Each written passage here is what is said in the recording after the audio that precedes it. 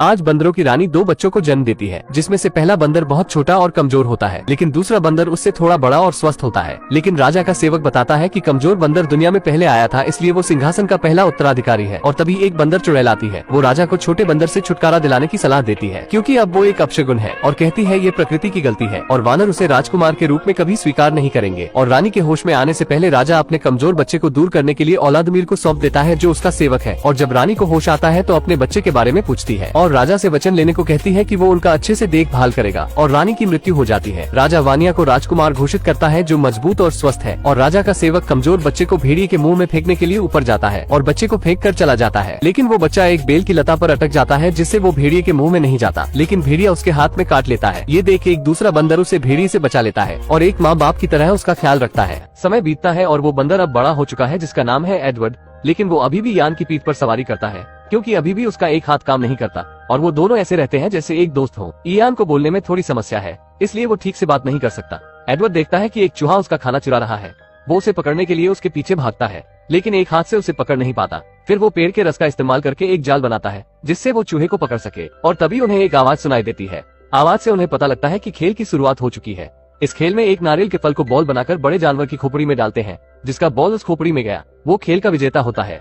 Ian जाने से मना करता है, क्योंकि इन दोनों वानरों के अन्य वानरों द्वारा भेदभाव किया जाता है। एडवर्ड किसी भी तरफ इयान को मना लेता है और दोनों खेल देखने चले जाते हैं। वानिया, जो राजा का बेटा है, वो इस खेल का पहला विजेता है, जिससे सभी वानर उसकी तारीफ करते हैं। अब खेल का दूसरा पड़ाव शुरू होता है। खेल के बीच में बॉल देखकर इयान से रहा नहीं जाता और बॉल को एक छलांग में पकड़ लेता है और नीचे गिरता है, लेकिन वो बॉल एक छेद में चला जाता है, जहाँ से उस बॉल को निकालना असंभव था। सभी वानर इयान को पीटने लगते हैं और एडवर्ड उस बॉल को निकालने के लिए एक लंबी लकड़ी और पेड़ के चिपचिपे रस का इस्तेमाल करता है और बॉल को बाहर निकाल लेता है। सभी वानर उसके चारों तरफ इकट्ठा हो जाते हैं और पूछते हैं उसने ये जादू कैसे किया। और तभी वानिया आ जाता है और एडवर्ड से बॉल लेकर ऊपर फेंकता है, लेकिन उस चिपचिपे रस से बॉल उसके हाथ में चिपक जाता है। सभी वानर उसे निकालने की कोशिश करते हैं और झटके में नारियल निकलने से वो राजा के सर पर जा गिरता है। और जब औलादमीर उसे खींचकर निकालता है तो राजा का बाल भी नारियल में चिपक कर साफ हो जाता है। राजा इस अपराध करने वाले अपराधी को जानना चाहता है। इसी बीच डायन एडवर्ड को देखती है और औलादमीर से पूछती है कि क्या उसने उसे राजा के कहने के अनुसार बच्चे को भेड़िए के मुंह में फेंक दिया था या नहीं। औलादमीर कहता है, राजा के कहने के अनुसार उस बच्चे को मैंने भेड़िए के मुंह में फेंक दिया था, लेकिन डायन उसे धमकाते हुए उसकी सही पहचान पता करने के लिए भेजती है। लेकिन राजा का बेटा वानिया ये सब सुन लेता है और अपने पिता से किसी दूसरे वानर को सिंहासन लेने की बात करता है। और राजा सिमोन इसके बारे में कुछ करने का वानिया से वचन लेते हैं।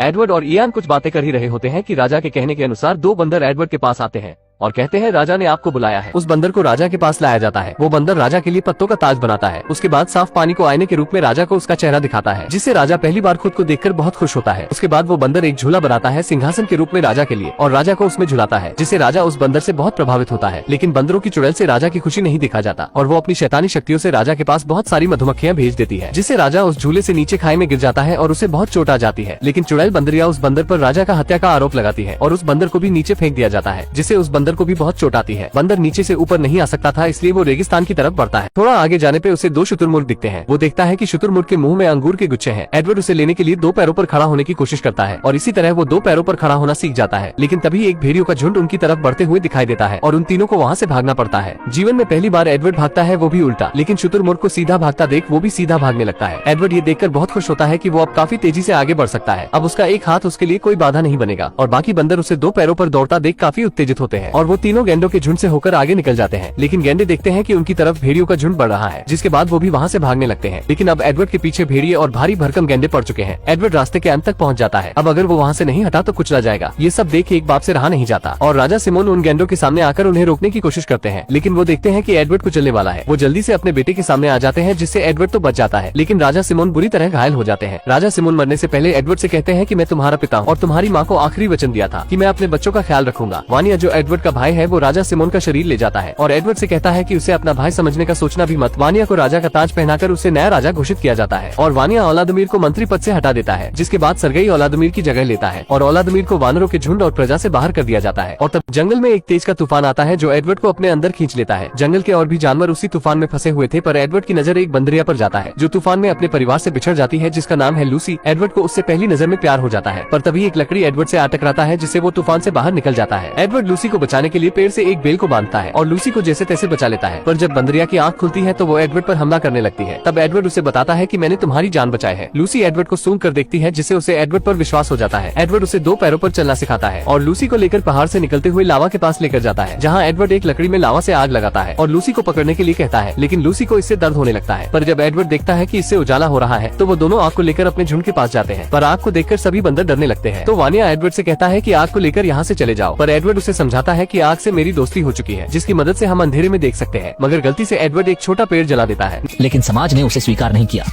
उन्होंने पत्थर फेंके और उन्हें जाने को कहा। दोनों अपनी मशालें लेकर भेड़ियों की माद में गए। यह पहली बार था कि बंदर इतने साहसी थे। भेड़ियों का समूह आग से भयभीत हो गया। इसी तरह उसने भेड़ियों की माद में आराम करने का आधार बनाया। गर्मा गर्म रोशनी के बीच मानव पूर्वजों की पहली चुंबन जन्मी। देखने वाले बंदर समूह उत्साहित हुए और उन्होंने इसकी नकल करने की कोशिश की। यह एक नई तरह की भावनात्मक अभिव्यक्ति थी। कुछ जलन और ईर्ष्या भी जग गई। एक चुड़ैल ने माया जाल बिछाया, डर की नई लहर उत्पन्न करने का प्रयास किया। बंदर राजा के भ्राता ने जोश से चिल्लाया, स्वाधीनता हासिल की। विक्षोभ में उनकी मेधा बढ़ी और फल छीनने हेतु औजार सीखे। शिकार को पत्थरों से गिराया, शाखाओं से गुलेल बनाया, भाले का प्रयोग किया और भेड़ियों को पालना सीखा। उनकी जिंदगी में सुधार हुआ और उनका आहार समृद्ध हुआ। गुफा में लौटकर चमकीले पत्थर से आग जलाना सीखा। यह वह पहला अवसर था जब वानरमैन ने कृत्रिम आग प्रज्वलित की। भाई बंदर ने अपनी प्रेमिका को शिकार खाते देखा। खून की गंध बुरी थी, इसलिए उन्होंने शिकार को आग में डाल दिया। सचमुच गंध सुगंधित हो गई थी। यह भी पहली बार था जब मनुष्यों ने पका हुआ भोजन खाया, जिसका वानर मानव के जीवन पर गहरा प्रभाव रहा। ओवन की सुगंध बंदरों तक पहुंची और नए स्वाद की उत्तेजना ने उन्हें फिर से रोमांचित किया। परंतु भयानक गर्जना फिर सुनाई दी। बंदर डर गए और चुड़ैल फिर से राक्षस बन गई। इस बार एक उत्सुक छोटे बंदर ने खोजा। उसने गुफा में जाकर देखा कि चुड़ैल की भयावह आवाज थी। चुड़ैल उसे मारना चाहती थी, पर बंदर की माँ ने उसे बचाया। सभी को पता चल गया कि चुड़ैल और बंदर आदमी की साजिश है और इसी तरह रहने पर भूख से मृत्यु हो जाएगी। उन्होंने निर्भीकता से घूमना शुरू किया। भाई बंदर के पास शरण चाहते थे। वहाँ बारबेक्यू और फ्रूट्स खा सकते थे और भाई बंदर ने उन्हें स्वागत किया। भाई बंदर के प्रदेश को फलते फूलते हुए देखकर उसने मानवों के प्रति कदम बढ़ाना शुरू किया। केवल होवेयर और उनकी पत्नी ने पुराने पेड़ की चौकीदारी की। गर्भवती होमेई के समूह ने भी बड़े पैमाने पर निर्माण शुरू किया और गांव का प्रोटोटाइप विकसित किया। बंदरों ने खूबसूरत पोशाकें पहनी और सुखद जीवन जिया, पर सभी सुंदर चीजें ईर्ष्या उत्पन्न करती हैं। बंशी के कपटी विचार कभी नहीं मरे। उसने टिड्डियों का दल बुलाया, जिसने लकड़ी के पुलों और टावर्स को नष्ट कर डाला। जातीय समूह ने मानव निर्मित आपदाओं के प्रति आक्रोश व्यक्त किया। उन्होंने मशाल जलाई और चुड़ैल और बंदर के पास पहुँचे। खाता निपटान का युद्ध आसन्न था, पर भाई बंदर रोकना चाहते थे। कुछ बंदरों ने पत्थर की कुल्हाड़ी उठाई और पेड़ की जड़ों पर हमला किया। बंदर एर ने उनसे संघर्ष किया और आकस्मिक आग से प्राचीन पेड़ जल उठा। बंदर एर की पत्नी को बचाने बंदर भाई ने भेड़ियों का सहारा लिया, लेकिन दुर्भाग्य से वह गिर गए। प्राचीन पेड़ गिरते देख बंदर भाग निकले। बंदर एर ने बंदर भाई को बचाया और चुड़ैल को आग में उचित दंड मिला। बंदर को भी परिवर्तन करने पड़े और भाई की सहायता से उसने 2 पैरों पर खड़ा होना सीखा। भाई बंदरों की बहादुरी और मित्रता ने सबको प्रभावित किया। बिना घर के उन्होंने नई जमीन पर जाकर मानव विकास की गति बढ़ाई। मानवता के छोड़े गए मूल्यवान निशान।